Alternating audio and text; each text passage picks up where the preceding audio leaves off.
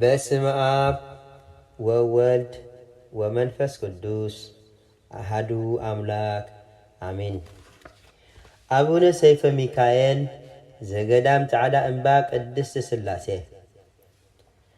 ታሪክ አቡነ ሰይፈ ሚካኤል ገዳም ጻዕዳ እምባ መሰረት ትውልዱ ደርሰነይ ዓሰባ ኮይኑ ስም አቡኡ ድማ ዓንደ ሚካኤል ስም አዲኡ ፍሪተ ማርያም ይበሃል። እዞም ክልተ ሰብ ቃል ኪዳን ፈራሃነ እግዚአብሔር ኮይኖም ብጾምን ብጸሎትን ዝተወሰኑ በእምነቶምን ሃይማኖቶምን ፍጹማን ነበሩ። እግዚአብሔር ነቲ ናቶም ብጽእና ሪኡ ቅዱስ ውላድ ሃቦም። ንሳቶም ድማ ከምቲ ሕጊ ቤተ ክርስቲያን ኣብ መበል 40 መዓልቲ ምስ ኣጥመቕዎ ሰይፈ ሚካኤል ዝብል ስም ኣውፅሉ። ጸጋ እግዚአብሔር መሊእዎ ዝረአዮ ዘበለ ኩሉ ይፈትዎ ነበረ። ዕድሚኡ ንትምህርቲ ምስ በጽሐ ኣብቲ ኣብ ዓዱ ዘሎ ቤተ ክርስቲያን ቅዱስ ገብርኤል ዝርከብ መምህር ንኽምሃር ወሰድዎ። ንሱ ድማ ብሓጎስ ተቐበሎ። እቲ መምህሩ ድማ ከምዚ ኢሉ ተነበየሉ፣ እዚ ህፃን እዚ ኣብ ቅድሚ እግዚአብሔር ዓብይ ክኸውን እዩ። ንብዙሓን ድማ ካብ ስሕተቶም ናብ መንገዲ ንስሓ ክመልሶም እዩ። ህፃን ሰይፈ ሚካኤል እግዚአብሔር ትምህርቱ ገሊጹሉ ብሉይን ሓዲስን ኣብ ዝሓፀረ ግዜ ኣጠናቂቑ ወደአ። ከምቲ ኣቦታት ቅዱሳን ዝነገርዎ ቤተ ክርስቲያን ምኻድ፣ ጸሎት ምዝውታር፣ ብዘይትህኪት ምስጋድ ካልእን የዘውትር ነበረ። ብድሕርዚ ማዕረገ ድቁና ተቐቢኡ ካብኡ ናብ ወለዱ ኸደ። ንወለዱ ድማ ብኩሉ ዓይነት እናተኣዘዘ ብቕድስና ዓበየ። ካብቲ ዝገብሮ ዝነበረ ብህፃኑ ናይ ስድርኡ ማርክ ኩሉ ምስ ወፈረ ኣብቲ በረኻ በዓቲ ረኺቡ ረሃፁ ከም ማይ ክሳዕ ዝውሕዝ ይሰግድ ነበረ። ነቲ ዝውሃቦ ዝነበረ ስንቂ ድማ ንድኻታት ይህቦም ነበረ። ብለይቲ እውን ክሰግድ ሓድር ነበረ። ከምቲ ቅዱስ ወንጌል ዝብሎ ፍጹም ክትከውን እንተደሊኻ ኪድ ዘለካ ሸጥካ ንድኻታት ሃብ፣ ኣብ ሰማይ ድማ ዓስቢ ክትረክብ ኢኻ። እሞ ንዓይ ሰሓበኒ፣ እቲ ክስዕበኒ ዝደሊ ነፍሱ ይመንን፣ መስቀሉ ኣልዒሉ ከዓ ይሰዕበኒ። ወንጌል ማቴዎስ ምዕራፍ 19:21 ንሰብከ ኩሉ ዓለም ረቢሑ ነፍሱ እንታጥፍአ እንታይ ይጠቕሞ? ወንጌል ማቴዎስ ምዕራፍ 16:26 ነዚ ቃል ወንጌል እዚ ዘኪሩ መስቀለ ሞቱ ኣልዒሉ ናብ ምናነ ገጹ ኣምርሐ። ብፍቓድ እግዚአብሔር ድማ ናብታ ቤተ ቆርቆስ ዝስማ ኣድያቦ ገዳም ኣቡነ ነላዊ ነህር በጽሐ። ኣብኡ ምስ ከደ ከምቲ ቅዱስ ጽሑፍ ረድእ ዘበጥብኣት ዝብሎ ብትህትና እናረድአ ስርዓት ምንኩስና ተምሃረ። ኣዝዩ ድማ ብጾም ብጸሎት ብስግደት ንእግዚአብሔር ኣገልገለ። በዚ ተመክሮ እዚ ምስ ሓለፈ እቶም ኣገልገልቲ ናይቲ ገዳም ካብ እግዚአብሔር ዝተዋሃቦ ጸጋ ኣለልዮም ልብሰ ምንኩስና ኣስኬማ ዘመላእኽትን ኣልበስዎ። አቡነ ሰይፈ ሚካኤል ድሕሪ ምንኩስና ካብቲ ዝነበሮ ብዝበለጸ ትሩፋን በርትዐ። ኣቡኡ ኣቡነ ዕንቆ ብርሃን ከዓ የተባብዖን የጸናንዖን ነበረ። ብኸምዚ መልክዕ ኣብ ኣድያቦ ብዙሕ ግዜ ተቐመጠ። ቀጺሉ ንገዳም ዋልድባ ኸይዱ ብዙሕ ተጋድሎ እናሕለፈ ብዛዕባ ብሕትውና ተምሃረ። ኣብቲ ገዳም ቆጽሊ እናተመገበ ብኹልንትንኡ ፍቱው ኮነ። ብኹሉ ድማ ፍጹም ኮይኑ ተረኽበ።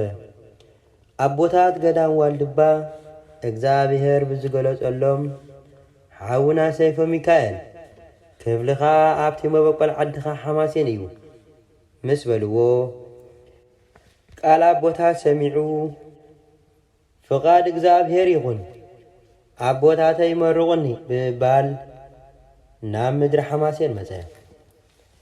ኣቡነ ሰይፈ ሚካኤል ኣብ ወገሪቆ ኣብ ሊባን ዝተባሃለ ዓዲ እቲ ሳልሳይ ኣቡነ ተክለ ሃይማኖት ገዳም ወገሪቆ ተቐመጠ። ስርዓት ባጲሙስ ሕጊ ምንኩስና ሰረ። ኣብኡ ድማ ንብዙሓን ሕሙማት ብጸሎቱ ከም ሃዋርያት ይፍውስ ነበረ። ዝንኡ ኣብ ኩሉ ሃገረ ኤርትራ ተሰምዐ። ኣቡነ ሰይፈ ሚካኤል ከምቲ 318 ሊቃውንቲ ቤተ ክርስቲያን መቅድመ ኩሉ ንሰብኽ ሃይማኖተ ስሉስ ቅዱስ ዝበልዎ ኣቡነ ሰይፈ ሚካኤል ኣብ ኩሉ ዓዲ እናዞረ ሃይማኖተ ስላሴ ይሰብኽ ይምህርን ነበረ። ኣቡነ ሰይፈ ሚካኤል ኣብ ደቂ ሸሓይ ብድሕሪኡ ናብ ደቂ ሸሓይ ዝተባሃለ ቦታ ኸይዱ ንኹሎም ምእመናን ቃል ወንጌል ሰበኸሎም። ንኹሎም ሕሙማት እናፈወሰ ናብታ መበቆል ዓዱ ደርሰናይ ምስ በጽሐ ንኹሉ ህዝቢ ሃይማኖት መሃረ። ኣቡነ ሰይፈ ሚካኤል ኣብ መታሕትን ደብረ ሳላን ኣብ ብዘሎ ምድረ መታሕት እናዞረ ብፍቓድ እግዚኣብሔር ገዳም ደብረ ሳላ ምስ በጽሐ ኣብኡ ድማ ውሑዳት መነኮሳን ስለ ዝነበሩ ኣቡነ ሰይፈ ሚካኤል ናብቲ ገዳም ምምፁ ነቶም ኣብኡ ዝጸንሑ መነኮሳን ካብ መጠን ንላዕሊ ሓጐሶም። ኦ ኣቦና ባርኸና፣ ንስኻ ናይ እግዚኣብሔር ሰብ ኢኻ፣ ጸጋ ዘለካ ኢኻ እናበሉ እግሩ እናተሳለሙ ከለዉ ኣቡነ ሰይፈ ሚካኤል ግና ኣነ እንታይ ኣለኒ ሕፃብ እግርኩም ዘይኣክል እናበለ ቃል ትሕትና መለሰሎም። ኣቡነ ሰይፈ ሚካኤል ኣብ ገዳም ደብረ ሳላ ንገዳም ደብረ ሳላ ከምቲ ዝነበረቶ ዓባይ ገዳም ገበራ። ነቶም ደቁ ድማ ከምዚ እናበለ ክምዕዶም ጀመረ። ኣቱም ደቀ ሓደ ዓይነት መንፈሳዊ ቅንኣት ይሃልወና፣ ዝጀመርናዮ ኣይነቋርጽ፣ ኣብ ዕዮናት ተስፋ ኣይንቑረጽ፣ ኣብዚ ኣገልግሎት እዚ ነዊሕ ጸኒሕና ኢና ኣይንበል። እኳ ደኣ መዓልቲ መጸ ከምቲ ጀመርቲ ልዑል ወኒ ይሃልወና። ምኽንያቱ ምስቲ ዝመጽእ ዓመታት ሙሉእ መዋዕል ወዲ ሰብ ኣዝዩ ሓፂር እዩ እናበለ ይምዕዶምን ይምህሮምን ነበረ። በዚ ናይ ኣቡነ ሰይፈ ሚካኤል ስብከት ተመሲጦም ንገዳም ዝውሕዙ መናንያን ካብ መጠን ንላዕሊ ስለ ዝበዝሑ ኣብቲ ገዳም መንበሪ ክሳዕ ዝሰኣኖም ኮነ። ኣቡነ ሰይፈ ሚካኤል ካብ ደብረ ሳላ ናብ ገዳም ጻዕዳ እምባ። ኣቡነ ሰይፈ ሚካኤል ን6 ዓመትን 6 ወርሕን ኣብ ገዳም ደብረ ሳላ ጽኑዕ ገድሊ እናተጋደሎ ኸሎ ቅዱስ ገብርኤል ኣታ ሓያል ተጋዳሊ ንሰይጣናት እትስዕር ሰላምታ ንዓኻ ይኹን በሎ። ሕጂ እግዚኣብሔር ጸሎትካን ልማንኻን ኩሉ ሰሚዕዎ እዩ እሞ ተሓጐስ፣ እግዚኣብሔር ንዘለዓለም እትኸውን ቦታ ጻዕዳ እምባ ክፍልኻ ሂቡካ ኣሎ። ኣብኣ ድማ ብዙሓን መነኮሳን ብመንፈስ ክትወልድ ኢኻ። ስምካ ኣብኣ ንዘለዓለም ክጽዋዕ ክነብር እዩ። ብጸሎትካ ዝኣምንን ብገዳምካ ዝምሕፀንን ምሕረትን ይቕረታን ክረክብ እዩ። ቅዱስ ገብርኤል ነዚ ምስ ነገሮ ካብኡ ተሰወሮ። ኣቡነ ሰይፈ ሚካኤል ድማ እዛ ቦታ እዚኣ ንስላሴ ማሕደር ስሞምን ምዕራፍ ምስጋንኡምን እያ። ኣብ ጸልማት ከዓ ዝበርህ መብራህቲ ቀንዴል እያ። መሳልል ሰማይ እትመስል መልክዓውን ከም ደብረ ታቦር ጽብቕቲ እያ በለ። ሽዑ ንደቁ ካብኣቶም ክፍለ ምዃኑ ነገሮም። እቲ መልኣኽ ዝበሎ ድማ ነገሮም። ንሳቶም ከዓ እናበኸዩ ኣፋነውዎ። ኣቡነ ሰይፈ ሚካኤል ኣብ ዓደርደን ከባቦን ኣብ ከባቢ ዓደርደ ዝርከብ 2 እምባ ኸደ። ኣብቲ እምባ ድማ ብጥሜትን ብጽምእን ምስ ደቁ ን9 ወርሒ ተቐመጠ። ብድሕሪኡ ናብ ማዕዶ ጻዕዳ እምባ ደብረ ከባቦ ዝተባሃለ ቦታ በጽሐ። ኣብታ ቦታ ምስ በጽሐ ንእግዚኣብሔር ይልምን ነበረ። አቡነ ሰይፈ ሚካኤል ኣብ ከባቦ ማይ ከም ዘውፅአ ኣብ ደብረ ከባቦ ቤተ ክርስቲያን ሰሪሑ ማሕበር መስረተ። እቶም ደቁ ኩላቶም ኣቦና ኣብዚ ገዳም እዚ ንሰትዮም ማይ የብልናን፣ እዚ እንቐድሓሉ ዘለና ጻዕዳ እምባ እውን ርሑቕ እዩ። ምስኡ እውን እቶም ኣረማውያንን ከረኽቡናን ኣራዊት ከይበልዑና ንፈርሕ ምስ በልዎ ናብ ኣምላኽ ለሚኑ ብመስቀሉ ባሪኹ ኣብቲ ከባቢ ገዳም ማይ ኣፈልፈለ። እቲ ናይ ሽዑ ማይ ክሳዕ ሎሚ ንሑማን ይፍውስ ኣሎ። ቅዱስ ገብርኤል ገዳም ጻዕዳ እምባ ከም ዘርአዮ ኣብ ደብረ ከባቦ 9 ዓመት ምስ ገበረ መልአክ እግዚአብሔር ቅዱስ ገብርኤል መጺኡ እቲ ኩሉ ጸሎትካን ልማኖኻን ተቐቢልልካ እዩ፣ እታ ንዓኻ እትኸውን ሰውሃበትካ ቦታ ክፍልኻ ኸሪእካ ንዓ ኢሉ እዛ ናይ ሕጂ ጻዕዳ እምባ እትበሃል ዘላ ቦታ በታ ቐጣን ጸድፊ ምስ ኣሕለፎ ምስጋና ንኣብን ወልድን መንፈስ ቅዱስን ይኹን ኢሉ እናመስገነ ነታ ዝተውሃበቶ ቦታ ምሕደሪ ኣጋንንቲ ኮይና ዝጸንሐት ብኣርባዕተ ማዕዘን ብመስቀሉ ባሪኹ ካብኡ ከም ዝርሕቑ ገበሮም። ኣቡነ ሰይፈ ሚካኤል ስእሊ ቅድስቲ ድንግል ማርያም ኣብ ቅድሚኡ ገይሩ ስለቶም ገዲፍዎም ዝመጸ ደቁ ጸሎቱ እናካየደ ከሎ ኣዴና ቅድስቲ ድንግል ማርያም ድማ ናብቶም ተምሃሮ ደቁ ኸይዳ ከም ማንም ሰበይቲ መሲላ ንዑ ደቀ ኣቦኹም ዘለዎ ቦታ ኸሪአኩም ንዓይ ሰዓቡኒ በለቶም። ንሳቶም እውን መን ምዃና ኸየለለዩ ደድሕርኣ ሰዓቡ። ኣብታ ቐጣን መገዲ ምስ በጽሑ ፈርሑ። ቅድስቲ ድንግል ማርያም ነቲ ፍርሆም ናብቲ መዓት ቀይራ በታ ቐጣን መንገዲ ኣሳጊራ ካብኣቶም ተሰወረት። ኣቡነ ሰይፈ ሚካኤል ኣብ ስእላ ተንበርኪኹ እናጸለየ ኸሎ ኣብቲ ስእሊ ኮይና እነው ደቅኻ ተቐበሎም በለቶ። ቁልሕ እንተበለ ደቁ ናብኡ ክመጹ ረኣዮም። በዚ ዝተገብረሎም ምሕረት እግዚአብሔርን ናይ ኣዴና ቅድስቲ ድንግል ማርያም ኣማላድነትን ምስጋና ኣቕረበ። ደቁ ናብኡ ምስ በጽሑ እንቋ ድሓን መጻእኩም ኢሉ ብዛዕባ ኣመጻጾም እንተሓተቶም መን ምዃና ስለ ዘይፈለጡ ሓንቲ ሰበይቲ ኣምጺኣትና በልዎ። ንሱ ድማ ነዚ ኩሉ ዝገበረቶ ኣዴና ቅድስቲ ድንግል ማርያም ምዃና ሓበሮም። በዚ ድማ ክሳዕ ዘለዓለም ስማ እናጸውዑ ውዳሴኣ እናደገሙ ሰኣሊ ለነ ብምባል ከየቋርጹ ሓደራ በልዎም። ኣቡነ ሰይፈ ሚካኤል በቲ ጸድፊ መልኣኽ መሪሑ ስለ ዘሳገሮ ኣይተረድኦን። ንደቁ ሒዙ ነታ ዘሳገረቶም ጸድፊ ከሪእዎ ከዱ። ኣቡነ ሰይፈ ሚካኤል ነታ ቐጣን መንገዲ እቲኣን ነቲ ጸድፍን ምስ ረኣየ ብምግራም እዚ ዝጸናፈ ጽልመት ምስ በለ ክሳዕ ሎሚ በዚ ስም እዚ ትጽዋዕ ኣላ። ኣቡነ ሰይፈ ሚካኤል ኣብ ታቦታቲኣ ቤተ ክርስቲያን ቤት ማሕበር ሰሪሑ ታቦት ስላሴ ኣቕረጸ።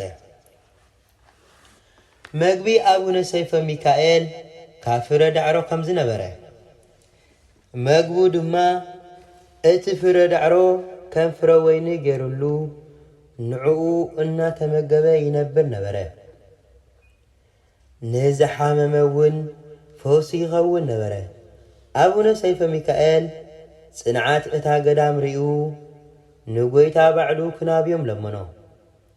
ሽዑ ጐይታናን ኣምላኽናን መድሓናን ኢየሱስ ክርስቶስ ብኽብሪ መጺኡ ሰላም ንዓኻ ይኹን፣ እቲ ኹሉ ዝለመንካኒ ክህበካ እየ።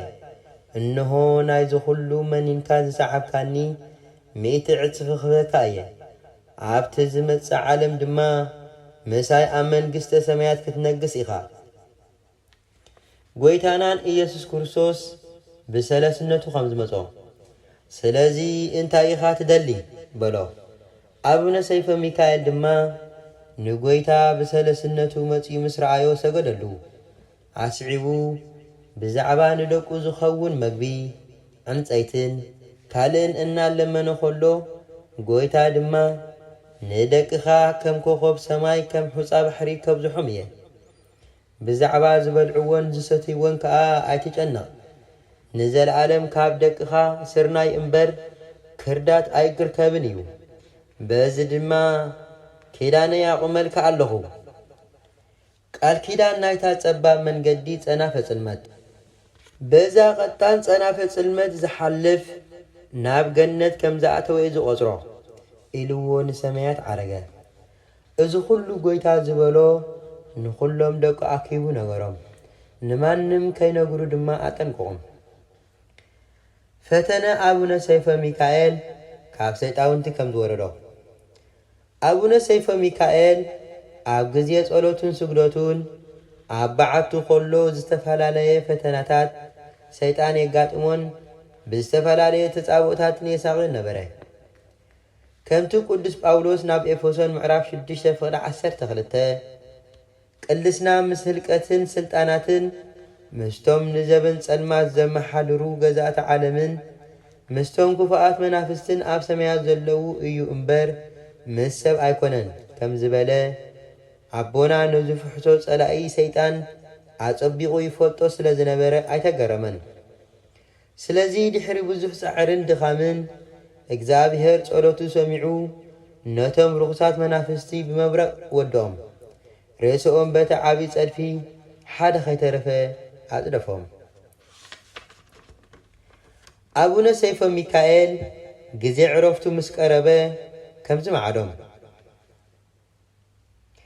ድሕሪ ብዙሕ ገድሊ ንደቁ ኣከቦም ካብዛ ምድራዊት ዓለም ዝሓልፈሉ ግዜ ስለ ዝበጽሐ ኣቐዲመ ዝላበወኩም ብፍቕርን ብትግሃትን ብጽኑዕ ሃይማኖትን ብፍጹም ምንኩስና ንበሩ ኢሉ ተላበዎም ብድሕሪኡ ስዒቡ ኣቦ ዝኾኖም ንኣባ ሃብተ ስላሴ ሸመሎም እቶም ደቁ ድማ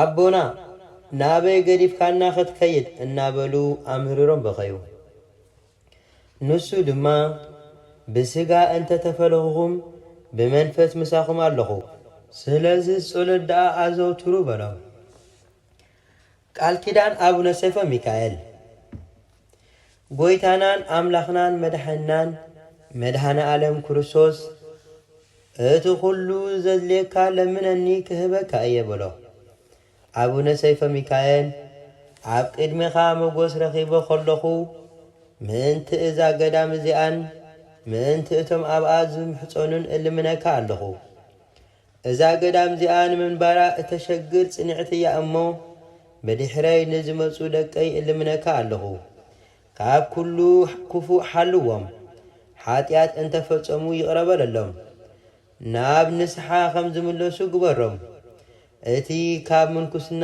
ዝርከብ ዓስቢ ኣይተጥፍኣሎም እዚ ኩሉ ክኾነለይ በታ ወላዲትካ ቅድስቲ ድንግል ማርያም እምሕፀነካ ኣለኹ በለ ጎይታ ድማ ኦ ፈታውየይ እቲ ኩሉ ዝለመንካኒ ዘበለ ክህበካ እየ ንደቅኻ እውን ንዘለዓለም ክፉእ ኣይክረኽቦምን እዩ ኣራዊት ገዳም እንተኾነ እውን ክግዝእዎም እዮም ኣብ ልዕሊ ደቅኻ ክፉእ ነገር ክገብሩ ኣይክእሉን ሕንዞም ድማ ክደክም እዩ በዚ ምኽንያት እዚ ኣብ ኩልል ገዳም ጻዕዳ እምባ ዘሎ ሕንዚ ተመን ተነኺሶም ገለ ዘይገብሮም ሰባት ዝምስክርዎ ሓቂ እዩ ኩሉ ምእንቲ ስምካ ሰናይ ነገር ዝፍጽም ቤተ ክርስቲያንካ ዝሃንጽ ኣብ ደብርኻ ዝተሳለመ መባእ ዝሃበ መጽሓፍ ገድልኻ ዝጸሓፈ ዘጸሓፈ ዘንበበ ዝተርጎመ ብጸሎትካ ዝተማሕፀነ ኣብ መካነ መቃብርካ ዝተቐብረ ኩሉ ምእንቲ ስምካ ኢሉ ክሳዕ ማይ ብጣሳ ዘስተየ ዋግኡ ከም ዘይጠፍእ ብሓቂ እብለካ ኣለኹ ኢሉ ቃል ኪዳን ኣተወሉ ዕረፍቲ ኣቡነ ሰይፈ ሚካኤል ብዕለት 19 ጥቅምቲ ጎይታናን አምላኽናን መድኃነ ዓለም ክርስቶስ ምስ ኣዲኡ ቅድስቲ ድንግል ማርያም ኣእላፍ መላእኽቲ ኣኸቲሉ ሎሚ ናብ ናይ ዘለዓለም ህይወት ክትከይድ ኢኻ እሞ ተሓጐስ በሎ። ካብ ድቃስካ ተበራበር ምስ በሎ ብቕጽበት ቃል ጎይታ ሰሚዑ ተንሲኡ ናብ እግሪ ጎይታ ሰገደ። ከምኡ እውን ንቅድስቲ ድንግል ማርያም ናይ ጸጋ ስግደት ሰገደላ። ነዚ ቃል ጎይታ ምስ ሰምዐ ብሓጐስ ተሰራሰረ። ናብ ደቁ ኸይዱ ድማ እቲ ብጎይታ ዝተውሃቦ ቃል ኪዳን ነገሮም። ኣብ ጸሎት ከሎ ቅዱስ ገብርኤል ምስ ኣእላፍ መላእኽቲ መጺኡ ብዓብዪ ክብሪ ዓጂቦም ንነፍሱ ናብ ሰማያት ኣዕረግዋ። ክቡር ሞቱ ለጻድቕ በቅድመ እግዚአብሔር ከም ዝበለ ነቢ ዳዊት ኣቡነ ሰይፈ ሚካኤል ኣብ መበል 96 ዕድሚኡ ብ19 ጥቅምቲ ነፍሱ ምስ አብርሃምን ይስሐቅን ያዕቆብን ምስ ኩሎም ቅዱሳን ኣብ ገነት አንበሮም። ጸሎቱን በረኸቱን ምስ ኩልና ህዝበ ክርስቲያን ይኹን። አሜን።